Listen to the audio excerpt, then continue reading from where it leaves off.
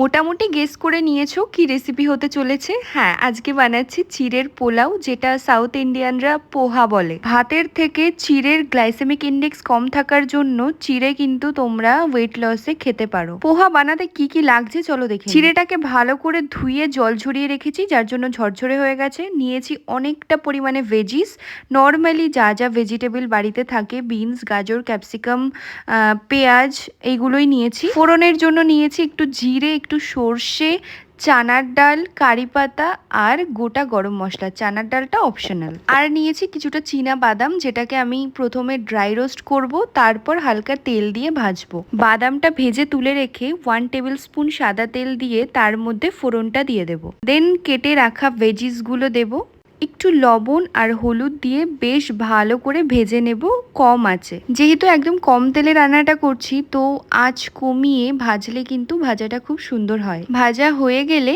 এবার চিড়েটা অ্যাড করে দেব, সাথে চীনাবাদামটাও দিয়ে দেব। ভালো করে মিক্সড করে নামানোর আগে একটুখানি জ্যাগরি পাউডার আর 1 টেবিল স্পুন ঘি দিয়ে ভালো করে মিশিয়ে নামিয়ে নিলেই রেডি টেস্টি চিড়ের পোলাও বা পোহা। It's two yummy.